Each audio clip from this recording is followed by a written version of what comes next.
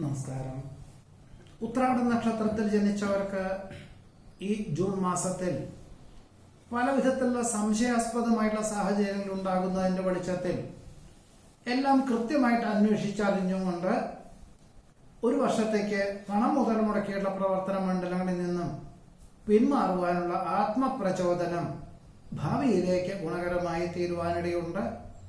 മറ്റു ചിലർക്ക്, പ്രത്യേകിച്ചും ദമ്പതികൾക്ക്, വിട്ടുനിന്ന് ജോലി ചെയ്യേണ്ടതായ സാഹചര്യങ്ങൾ, ജോലി സ്ഥലത്തിന്റെ രണ്ടുപേർക്കും നല്ല ജോലി ഉള്ളത് കൊണ്ട് സ്ഥാനമാറ്റം ഉണ്ടാകുന്നതിന്റെ സാഹചര്യങ്ങൾ വിലയിരുത്തിക്കൊണ്ട് രണ്ട് ദിക്കിലായിട്ട് ജോലി ചെയ്യേണ്ടതായ സാഹചര്യങ്ങൾ വന്ന് ചേരുവാനിടയുണ്ട്. ഒരുപക്ഷെ ഈ ഒരു ജൂൺ മാസത്തിൽ മാത്രമല്ല, ഇനി ഒരു വർഷത്തേക്ക് അങ്ങനെ തന്നെ ആയിരിക്കും ഉണ്ടാവാൻ സാധ്യതയുള്ളത്.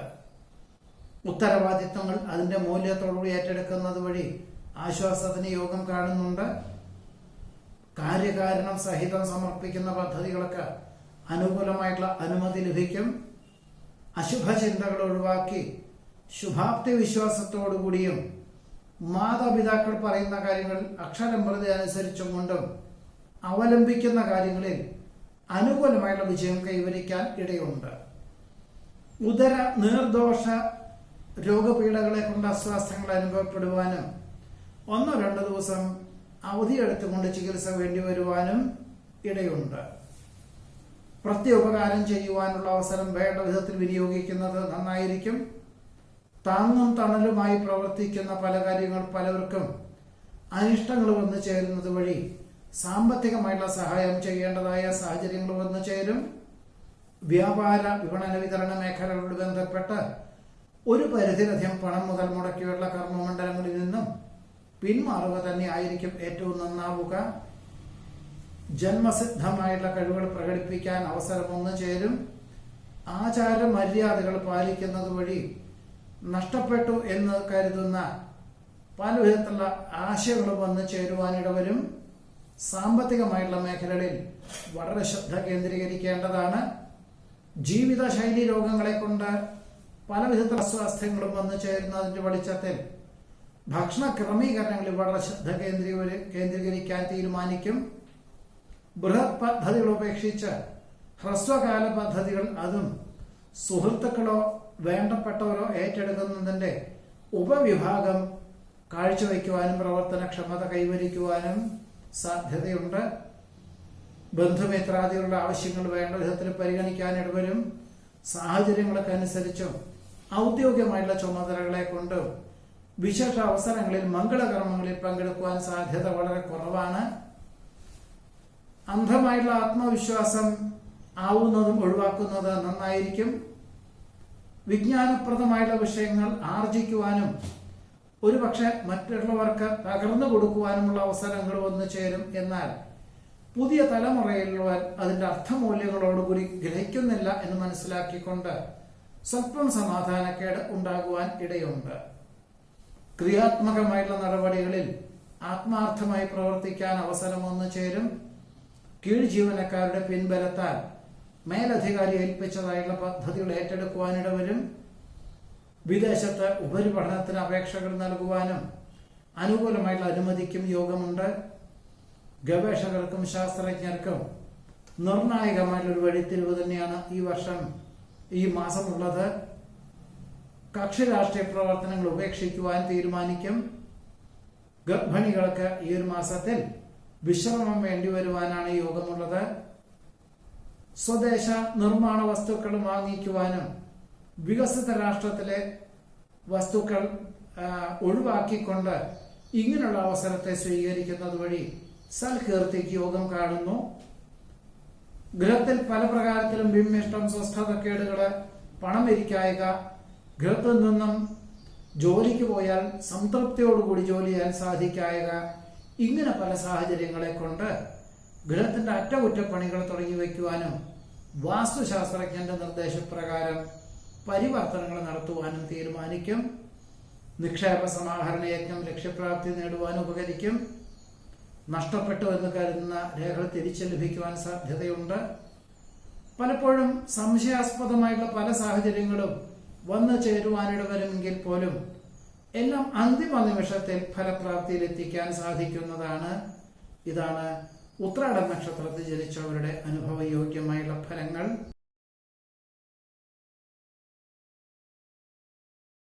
തിരുവോണ നക്ഷത്രത്തിൽ ജനിച്ചവർക്ക് ഈ ജൂൺ മാസത്തിൽ വിദ്യാർത്ഥികൾക്ക് ഉപരിപഠനത്തിന് ഉദ്ദേശിച്ച വിഷയത്തിൽ പ്രവേശനം ലഭിക്കുമെങ്കിലും പൂർണ്ണമായിട്ടും തൃപ്തിയായിട്ടുള്ള നല്ല നിലയിലുള്ള ഒരു വിദ്യാലയത്തിൽ ലഭിക്കാനുള്ള സാധ്യതകൾ കുറവാണ്. എന്നിരുന്നാൽ പോലും ലഭിച്ച ആ തൃപ്തിയായിട്ടുള്ള വിഷയത്തിന് ചേരുക തന്നെ ആയിരിക്കും ഏറ്റവും നന്നാവുക.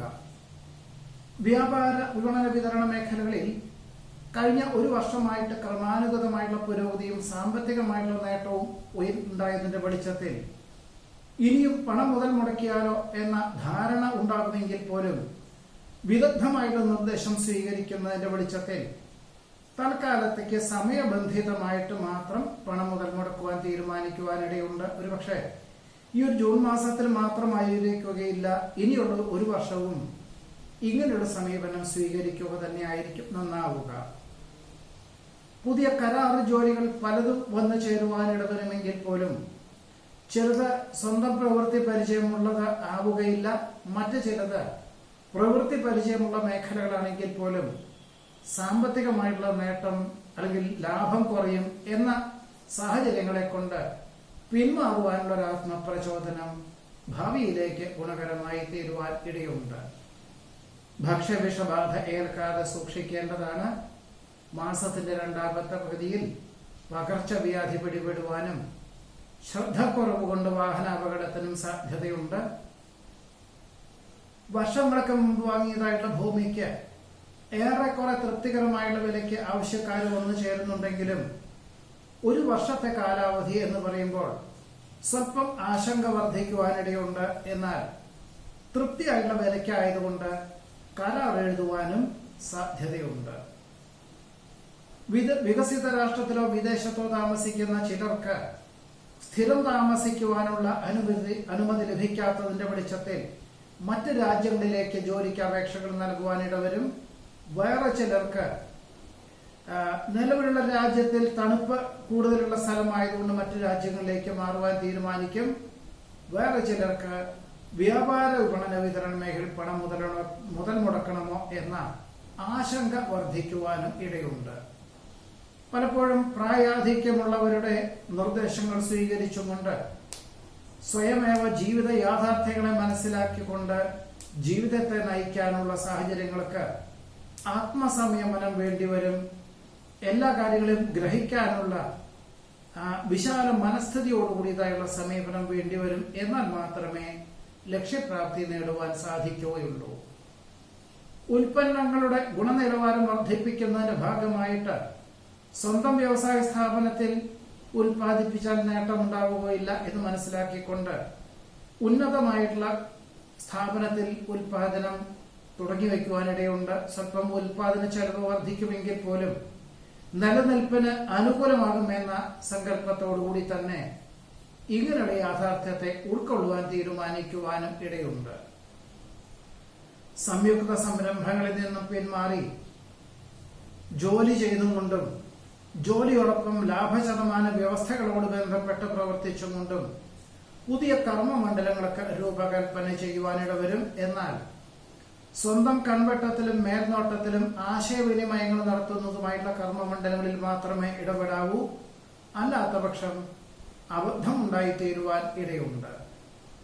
വസ്തുതർക്കം പരിഹരിക്കുവാനായിട്ട് സഹോദരങ്ങളുമായിട്ടാണെങ്കിൽ പോലും മാതാപിതാക്കൾ നിർദ്ദേശിക്കുന്ന പ്രകാരം വിട്ടുവീഴ്ച മനോഭാവം സ്വീകരിക്കാൻ സാധ്യതയുണ്ട്.